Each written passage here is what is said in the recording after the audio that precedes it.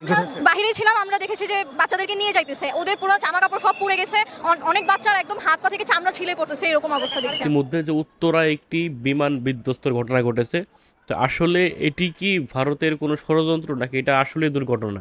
করে anonymous main page নামের একটি ফেসবুক পেজের একটি পোস্ট শেয়ার করছেন অনেকেই। সেখানে দেখা যায় একদিন আগে একটি সতর্ক বার্তা দেওয়া হয়। বলা হয় একটি স্কুল ভবন ভেঙে পড়বে, অনেক শিশু শেষ হতে পারে।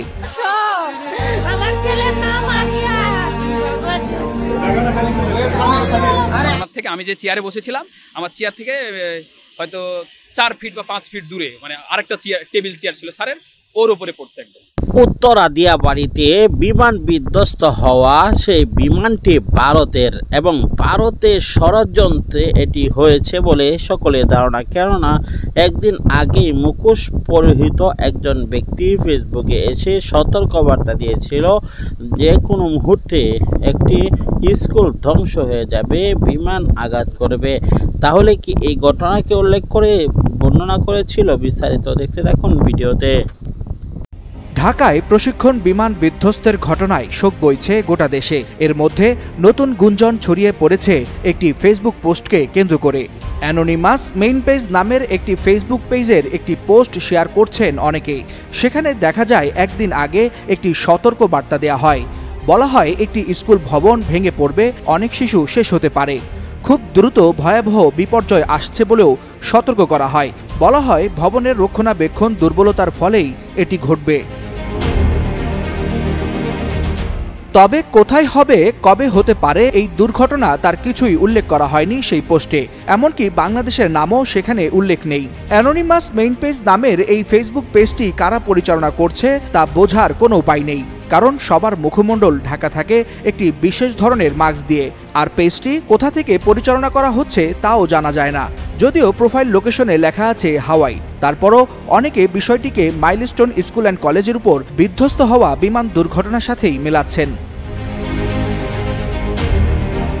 তবে সাইবার বিশেষজ্ঞরা বলছেন এই ধরনের পেজের কোনো সত্যতা নেই। ফেক পেজ খুলে ভয় ধরানোর জন্য বিশেষ চক্র এসব পোস্ট দিয়ে থাকতে পারে।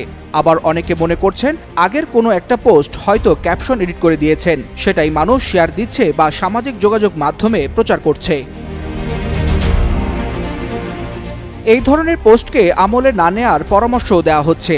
শুধু এই পোস্টেই নয়, বাংলাদেশের নাম মেনশন করে একাধিক পোস্ট দেওয়া হয়েছে 2,94,000 ফলোয়ারের ওই পেজ থেকে।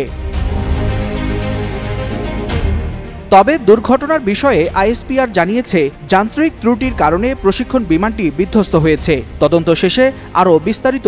আমার থেকে আমি যে চেয়ারে বসেছিলাম, আমার চেয়ার থেকে হয়তো 4 ফিট বা 5 ফিট দূরে মানে আরেকটা চেয়ার, টেবিল চেয়ার ছিল স্যারের, ওর উপরে পড়ছে একদম। পুরোটা একদম সম্পূর্ণটা ভেঙে নিয়ে দ্রুত আমাদের মাথার উপরে ফ্যান ট্যান সহ দ্রুতার সহিত বাস্ট হয়ে সাথে সাথে এখানে পড়ে গেছে। আতঙ্কে আমরা কোন দিকে পালাবো তো এটা তো খুঁজে পাচ্ছিলাম না। আমি ফ্লোরে শুয়ে যাওয়ার চেষ্টা করছিলাম, কোনো রকমের দরজাটা বের করে ম্যাডামকে বের করলাম। পাইলট কি তখন বেঁচে ছিলেন?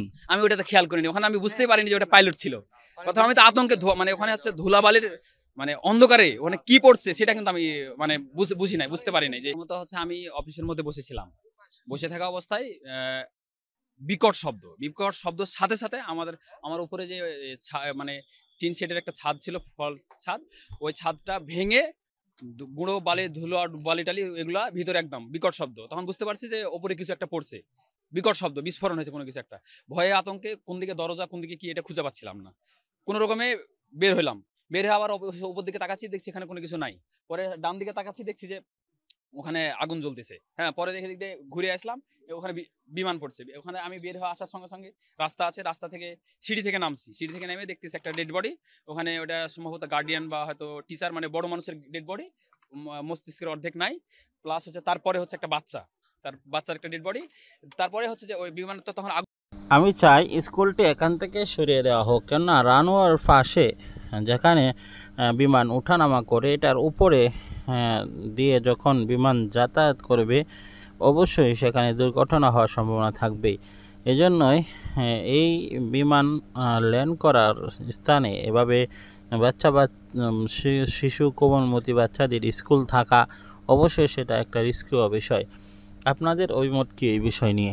আমরা চাই যে অবশ্যই স্কুলটিকে সরিয়ে অন্যত্র কোনো জায়গায় বসানো হোক এবং এর যেন সুষ্ঠুভাবে তদন্ত করে আসল যে প্রকৃত বিষয়গুলা উদ্ঘাটন করা হয় এবং সেখান থেকে স্কুলটি সরিয়ে অন্যত্র জায়গায় যেন বসানো হয়, কেননা এমন দুর্ঘটনা আরও ঘটতে পারে।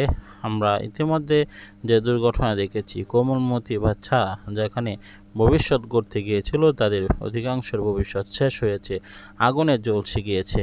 বিস্তারিত অবশ্যই আরও দেখাবো এই ভিডিওতে। পরবর্তী ভিডিও পাওয়ার জন্য লাইক করুন, সাবস্ক্রাইব করুন, শেয়ার করতে বলুন।